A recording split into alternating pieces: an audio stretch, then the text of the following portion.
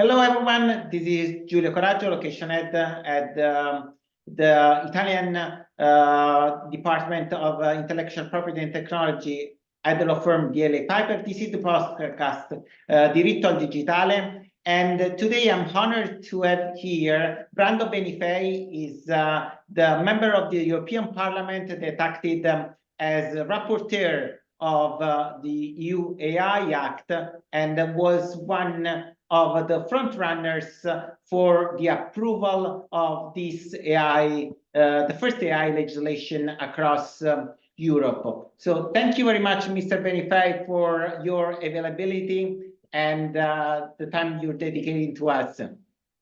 Thank you very much for your interest in our work and in the idea of inviting me to speak about this important topic together. And I want also to thank everyone who is listening to us. So during the last month, you had a marathon of over 36 hours to reach a preliminary agreement on the EU AI Act. Can you just give us a bit of background on the rationale behind the first legislation on artificial intelligence across Europe? The AI Act has been born out of a long reflection and discussion in the European institutions with stakeholders, business leaders, small and bigger businesses, developers, academia, etc. This is something which started a process that started when the European Parliament has begun its mandate for this term in 2019. We have seen a high-level working group in the with the Commission, and also an effort from the Parliament to start discussing, for example, the impact on culture of AI, the impact on social control of AI, and we started a political discussion. This has brought also to a special committee on artificial intelligence that worked for more than 1 year with a lot of hearings, a lot of discussions with experts that also released a political report called the AIDA report, the Artificial Intelligence in Digital Age report, that was the basis for the start of the legislative work that started in the second part of this legislature with the proposal coming from the European Commission of the first ever AI hard law, what has been already being developed as a risk management system by the private sector, by the public institutions, by the real world already for a long time. So it's been not inventing something new, but rather it started with just transforming into a hard legislation, not anymore a recommendation or a code of conduct or a code of practice, existing practices of risk mitigation. This is very important to understand. The AI Act in its core part, in its core working, so the pyramid of risk, the different levels of risk that bring a different level of regulation, is not inventing anything. They are already there. The difference is that it becomes mandatory. It becomes a law. It's not anymore a voluntary commitment. It's not anymore a good practice of the business. It's a law that needs to be respected in front of consumers and citizens.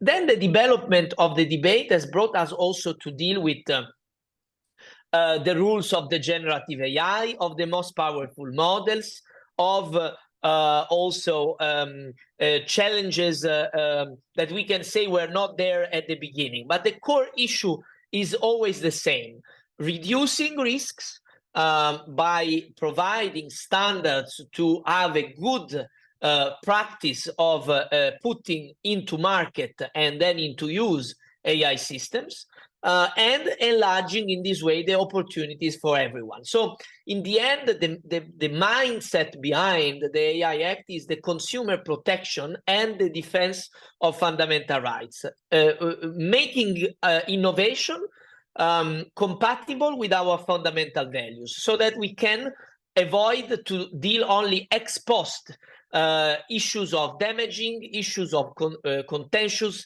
situations, but rather ex ante deliver solutions that can prevent problems and build more trust. This is also the ultimate objective: build trust around the development and the deployment of AI in our society. No, absolutely. I do agree that the certainty, a level of certainty on the obligations around artificial intelligence can encourage the flourishing of the market. Now, in December, we said that you spent 36 hours of negotiations. We know that there are some kind of gray areas, some technical aspects that still need to be agreed in detail.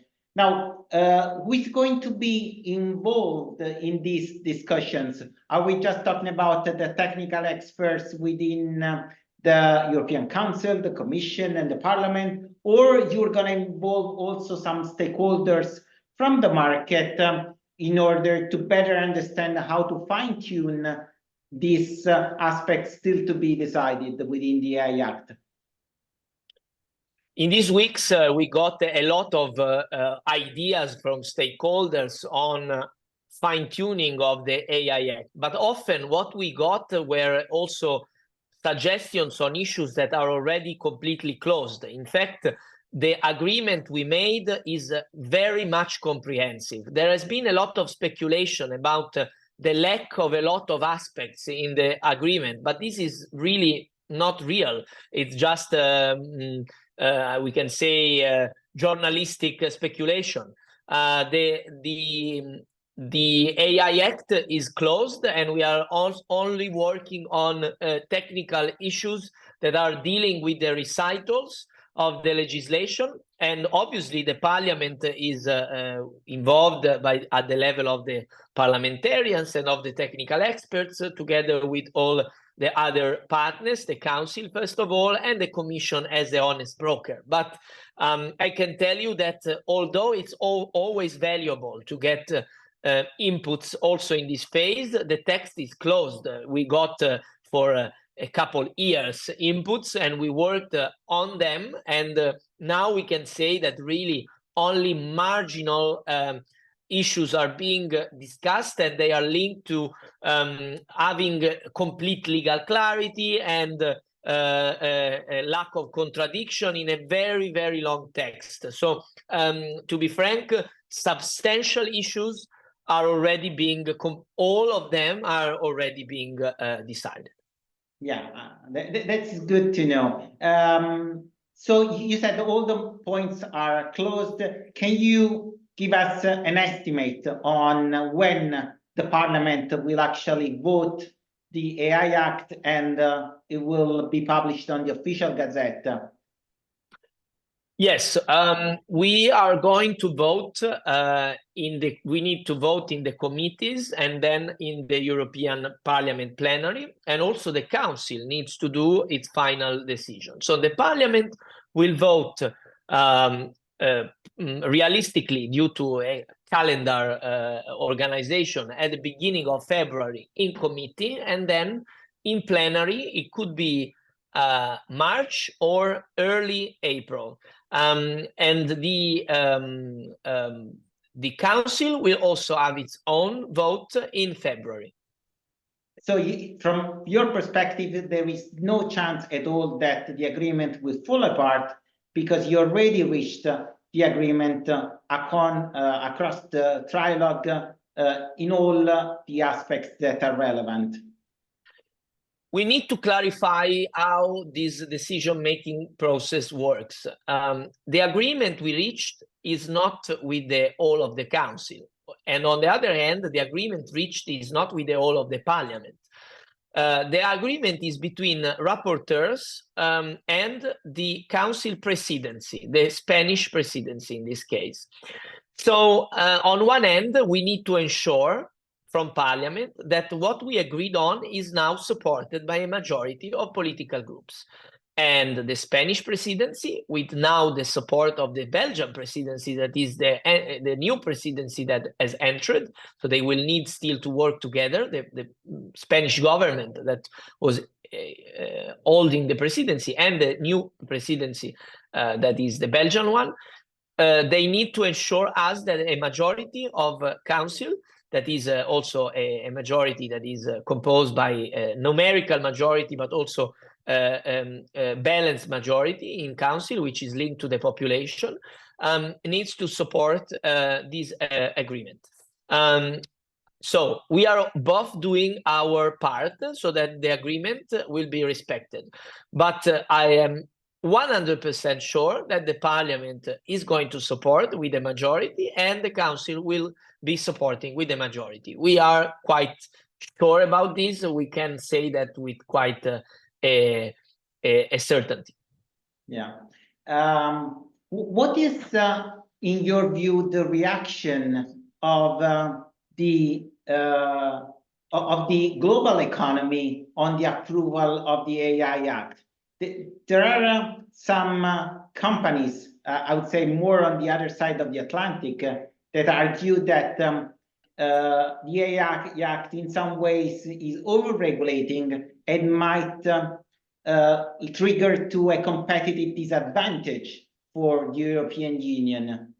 On the other hand, we saw the GDPR that was very strict and it didn't trigger a competitive disadvantage for the European Union. So what are your expectations on the impact of the AI Act on the global economy?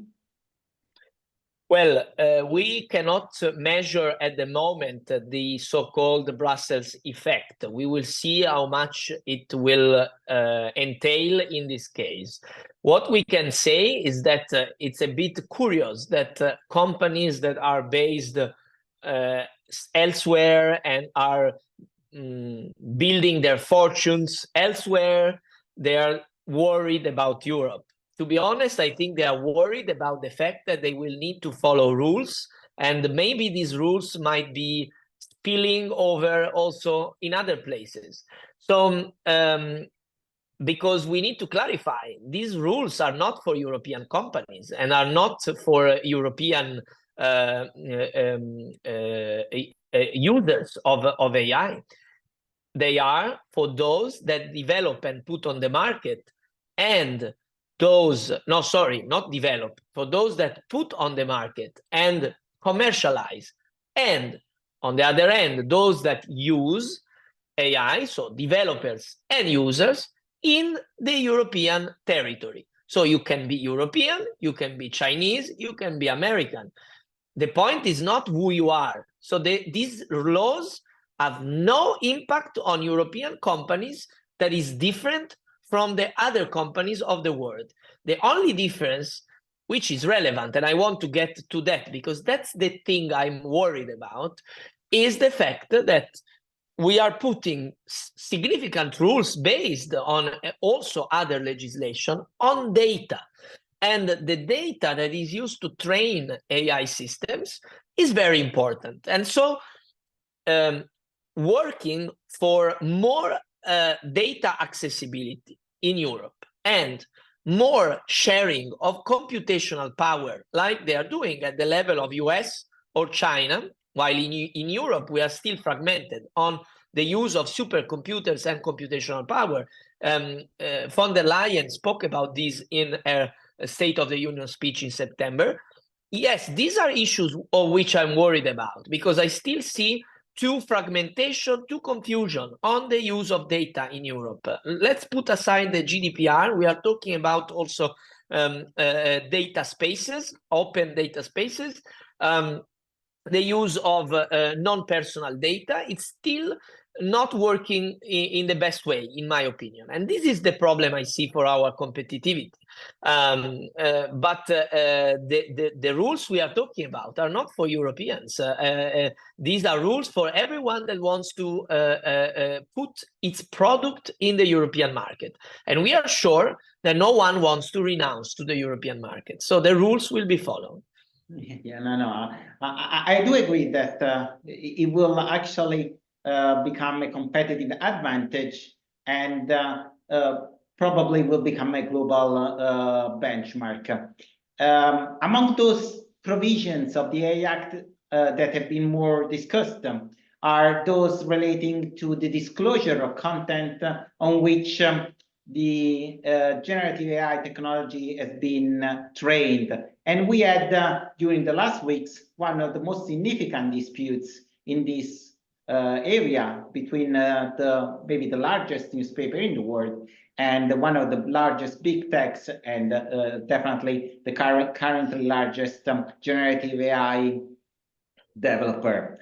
So what do you think that this disclosure obligation will generate in the European market? We will see some disputes. Also, do you think that the disclosure obligation will require to list every single content on which the AI has been trained, or just the category of contents? So the disclosure obligations will be based on the template that the European AI Office will prepare. So that will be important to see how we develop that. So the sufficiently detailed summary that we have in the law will be specified more precisely how much it should be extended, its extent, and also how to be how it should be prepared. It will for sure not entail to list every single content. The objective is to have a transparency that is sufficiently impactful to give the rights holders a way to defend their rights in front of abuses. This is something which we try to also put in place to strengthen the negotiation possibility and the position of power of the content creators in front of the big developers, exactly to avoid just an infinite series of judiciary cases, because we want to clarify that transparency is the first point, and from the transparency, then these developers will avoid judicial cases where they will be succumbent if it's clear that they have been using copyrighted material without any authorization. And to avoid them, they will need to find agreements and to find solutions with the rights holders. This is our political objective, to avoid this disproportionate situation in terms of power balance, and to deliver a protection to those that actually provide the content that is needed to make these systems learn what they do. Yeah. Last question, Mr. Benifei. If you were a company that were developing an AI solution or planning to use AI solutions, what would you do now in terms of establishing an AI governance program, performing some tests on AI, implementing policies? So what I suggest is very clear. You need to adhere to the AI Pact, which will be launched after the approval of the AI Act. The P in front of Act is a different concept. Is the idea of a voluntary anticipated compliance, which means that we will accompany with a platform that the European Commission will create the companies to the compliance to the AI Act before it becomes completely mandatory. So after 6 months from the approval, the prohibitions will kick in. Then 12 months, we will start with the obligations on generative AI and general purpose AI. And after 2 years, the prohibitions on provisions on high-risk applications and the conformity assessment will be mandatory. So there will be 2 years to be completely compliant, and we want to accompany this compliance with voluntary anticipated compliance. And this is what I suggested. Follow this work, be part of the AI Pact with the business sector, with the institutions, so you will be ready before it becomes an obligation. Yeah. Thank you very much, Mr. Benifei. Honestly, you've been really outspoken, and I can perceive the passion that you put in your work. So we're really thankful for what you've done so far.